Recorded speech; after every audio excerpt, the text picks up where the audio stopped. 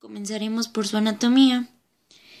El sentido del oído es el órgano encargado de la percepción de las ondas sonoras, así como de transmitir a los centros superiores las impresiones de equilibrio. Fisiológicamente, por tanto, comprende el aparato auditivo propiamente dicho y el órgano del sentido estático.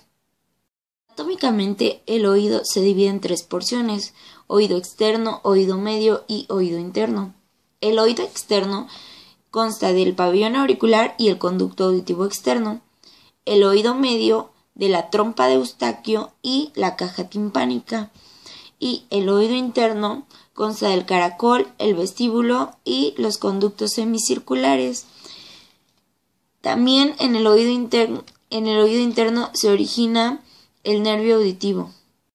Bien, aquí podemos identificar las diferentes estructuras anatómicas, que estos son el oído externo, que consta del pabellón auricular y el conducto auditivo externo, el oído interno, que consta de la caja timpánica y la trompa de Eustaquio, que comunica con la rinofaringe, y el oído interno, que consta de la cóclea, el vestíbulo y los conductos semicirculares, y aquí podemos notar el origen del nervio auditivo. Bueno, el oído interno, o también llamado laberinto, consta de tres porciones: el caracol, el vestíbulo y los conductos semicirculares. Estos a la vez pues tienen como dos tipos: el óseo y el membranoso. Por lo tanto hay cóclea ósea, cóclea membranosa, vestíbulo óseo, vestíbulo membranoso, conductos semicirculares óseos y conductos semicirculares membranosos. En el laberinto membranoso corre endolinfa y entre el laberinto membranoso y el óseo hay un espacio por el cual corre perilinfa. Aquí podemos ver los conductos semicirculares. Este es el superior, este es el posterior y este es el externo.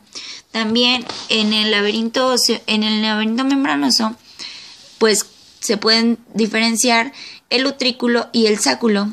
El sáculo se comunica con la cóclea a través del conducto de Heysen, que es esta cosita que se ve aquí. La cóclea es como un tubo enrollado y da como 2 vueltas y media. Viéndolo de forma desenrollada, podemos ver que este conducto tiene una cresta que lo segmenta. Bueno, también podemos ver la unión del sáculo por el conducto de Heysen con el conducto coclear. Y bueno, estas ramas que les digo que lo segmentan, hace que parezca dividido en 3 rampas: en la rampa vestibular, en la rampa coclear y en la rampa timpánica. Aquí también podemos ver estas ramas. Y bueno, por la rama vestibular y la rama timpánica corre perilinfa, y por la rama coclear corre endolinfa. La rama vestibular y la timpánica se comunican en un punto que se llama helicotrema. La rama coclear contiene al órgano de Corti, que produce la energía eléctrica y la transmite al nervio auditivo, que la lleva y transmite las impresiones acústicas a la corteza y las impresiones del equilibrio a los centros superiores del equilibrio.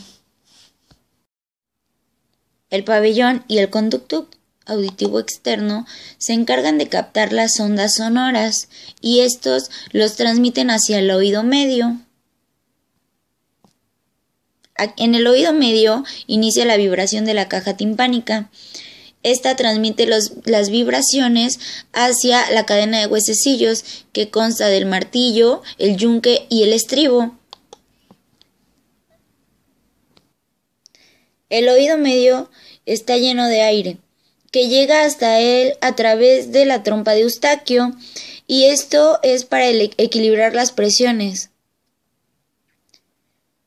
Se envían las vibraciones hacia el laberinto, que está lleno de líquido, y va a impresionar al órgano de Corti, que contiene células ciliadas.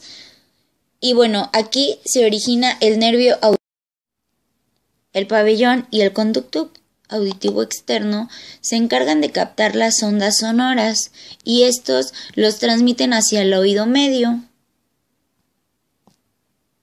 En el oído medio inicia la vibración de la caja timpánica.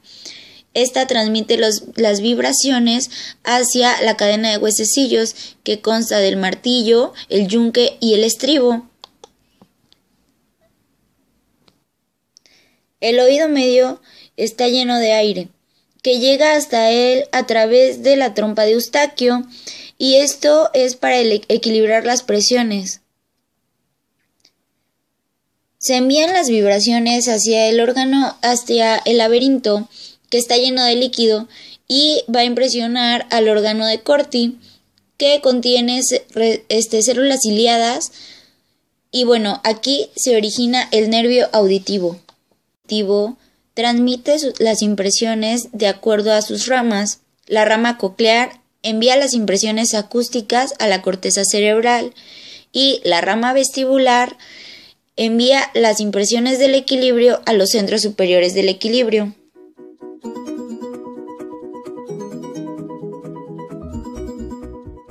Sonido es la sensación producida cuando las vibraciones longitudinales de las moléculas en el medio ambiente externo chocan en la membrana timpánica.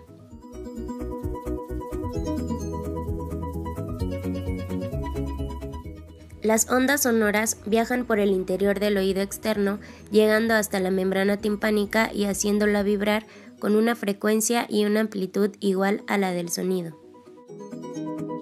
Estas vibraciones se transmiten al sistema de huesecillos, provocando un movimiento del martillo que se transmite al yunque y al estribo.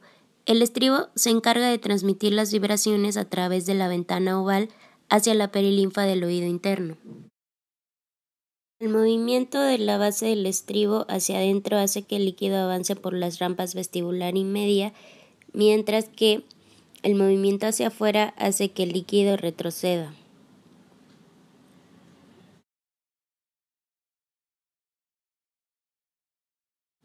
El efecto inicial que se logra con el movimiento del estribo es el abobamiento de la membrana basilar en dirección a la ventana redonda, generándose una onda que viaja por toda la membrana basilar. Esto es posible debido a que la membrana está compuesta por fibras basilares sujetas por uno de sus extremos, pero no por sus extremos distales, lo que le permite a la misma vibrar en respuesta al movimiento que provoca el sonido. ¿Qué es el equilibrio? Lo podemos definir como el estado de estabilidad, ya sea que la palabra se utilice para describir las concentraciones iónicas en los líquidos corporales o la posición del cuerpo en el espacio. En la ubicación del cuerpo, la información sensitiva proveniente del oído interno y de los propioceptores indica a nuestro encéfalo la localización de diferentes partes del cuerpo en relación unas con otras y con el entorno. Todos alguna vez hemos sentido que perdemos el equilibrio. Esto se debe a algunas alteraciones que podemos tener en nuestro sistema vestibular. Conozcamos más de él. El equilibrio está mediado por 3 sistemas: el visual, la propiocepción y el sistema vestibular. Como ya sabemos, el oído se divide en oído externo, oído medio y oído interno. El oído interno está formado por el laberito óseo y el laberito membranoso. El laberito óseo se va a dividir en 3 porciones: la cóclea, el vestíbulo y los canales semicirculares. Los 2 últimos son encargados del sistema vestibular, mientras que el primero, la cóclea, es la encargada de la audición. Dentro del laberito óseo encontramos el laberito membranoso, el cual se divide en cóclea membranosa, utrículo, sáculo y canales semicirculares membranosos. El utrículo y el sáculo se encuentran dentro del vestíbulo. El sistema auditivo se une al vestibular mediante un conducto que va de la cóclea al sáculo, llamado ductus reunion de Hensen. Este sistema está lleno de líquidos linfáticos. El más relevante es la perilinfa, el cual circula entre el laberito óseo y membranoso. Es un líquido rico en sodio y pobre en potasio, al contrario de la endolinfa, que llena el laberito membranoso. Ese es rico en potasio y pobre en sodio. Ahora vamos a adentrarnos en el ventrículo, donde encontramos el utrículo y el sáculo. Dentro de cada uno se encuentra un órgano receptor llamado mácula sacular y mácula utricular. En ellas encontramos las células receptoras sensoriales vestibulares, llamadas células ciliadas. Estas células están recubiertas por la membrana estatolítica, la cual es una masa gelatinosa que posee unos cristales que reciben el nombre de otolitos. Estos elementos son muy susceptibles a cambios de la gravedad. La función de la mácula es informar el cambio de posición de la cabeza respecto a aceleraciones lineales y uniformes. El movimiento genera un desplazamiento de la endolinfa, estimulando así a las células ciliadas. Estas se encargan de enviar la información al cerebro. La mácula sacular está encargada de captar las aceleraciones lineales verticales, por ejemplo, en el ascensor, mientras que la mácula utricular se encarga de las aceleraciones horizontales, por ejemplo, en el auto, en el tren, etc. La otra parte del sistema vestibular son los canales semicirculares, que son 3 y se orientan en 3 diferentes planos: canal anterior, canal posterior y canal horizontal. Cada uno de ellos presenta una dilatación en su parte inferior denominada ampolla, dentro de las cuales se encuentra un órgano de equilibrio conocido como cresta ampular, constituida por células ciliadas cubiertas de una membrana gelatinosa en forma de cúpula, que se encarga de informar al cerebro sobre los cambios de la cabeza respecto a las aceleraciones angulares.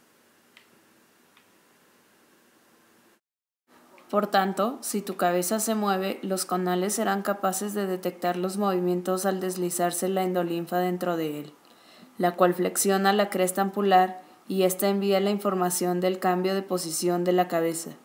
Toda la información captada por los receptores vestibulares, tanto de las máculas como de las crestas ampulares, es transmitida por impulso eléctrico desde las células ciliadas hacia fibras nerviosas que se reúnen hasta llegar al ganglio vestibular, siguiendo la ruta del octavo par craneal, hasta llegar a distintas áreas del cerebro donde se interpreta y procesa la información vestibular. Todas estas estructuras y procesos nos permiten caminar o recobrar una postura de equilibrio cuando estamos a punto de caernos. Nos permiten igualmente realizar actividades simples como caminar o estar parado, o complejas como gimnasia, ballet, danza, etc. Patologías de oído. Enfermedad de Meniere. Es causada por cambios en el volumen de la endolinfa en el oído interno, para ser precisos, en el laberinto membranoso. Este aumento del volumen hace que el laberinto se dilate o se hinche. Dicha condición se conoce como edema endolinfático. Generalmente este trastorno afecta solo un oído. Se presenta con pérdida de audición que dura de varias horas hasta días. Aumenta la presión del oído. El paciente refiere vértigo y zumbidos. Esta enfermedad tiende a agravarse con el paso del tiempo. Los tratamientos son riesgosos, como es el caso de la labirectomía, que puede causar una pérdida total de la audición. El tratamiento más común y menos riesgoso es mediante la inserción de un tubo en el oído para drenar el exceso de líquido. Neuroma acústico. Es un tumor benigno que se origina en el conducto auditivo interno. Afecta el nervio vestibular. Puede ser esporádico o hereditario. Crece a partir de las células de Schwann. Los síntomas dependen principalmente del tamaño del tumor.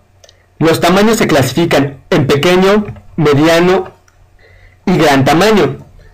En los pequeños se refieren síntomas como pérdida de la audición, acúfenos y vértigo. En los de tamaño medio se suman los síntomas anteriores más parálisis facial unilateral, visión doble y alteraciones en la sensibilidad de un lado de la cara. En los de gran tamaño, como en este caso ya hay compresión del tronco cerebral, se puede sumar dolor de cabeza a los síntomas, aunque también se puede ocasionar la muerte si el tumor crece demasiado, ya que puede comprimir estructuras esenciales para la vida. Su diagnóstico puede ser por audiometría tonal y verbal, aunque para un diagnóstico confirmatorio se recomienda resonancia magnética con contraste de gadolino. Su tratamiento es quirúrgico, aunque la mayoría de veces provoca secuelas debido a la zona en donde se encuentra el neuroma. Otitis media. Es la inflamación del oído medio, por lo general por la disfunción de la trompa de Eustaquio, y que, contaminado por bacterias o virus de la nasofaringe, pueden producir una infección aguda o crónica. Existe dolor de oídos, problemas de audición, sensación de lleno o presión en el oído. El paciente refiere mareos, pérdida de equilibrio. Su diagnóstico es mediante el examen con el otoscopio, en el cual se pueden encontrar áreas con enrojecimiento, burbujas de aire o líquido detrás del tímpano, y hasta perforaciones en el tímpano.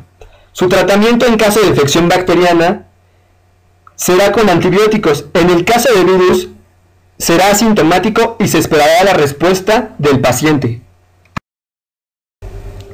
Presbiacusia. Se define como la pérdida progresiva de la capacidad para oír altas frecuencias debido al deterioro producido en el sistema auditivo generado por la edad, principalmente a nivel del oído interno. Se presenta en un 20 a 30% en personas de 65 a 75 años de edad y en el 70 a 80% en los que tienen más de 75 años. El tratamiento utilizado es la prótesis auditiva, la cual debe ser calibrada según las necesidades audiológicas y el perfil audiométrico del paciente.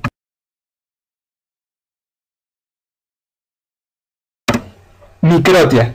Malformación del pabellón auricular congénita. Se produce en 1 de cada 1000 nacimientos. 90% de los casos solo un oído se ve afectado.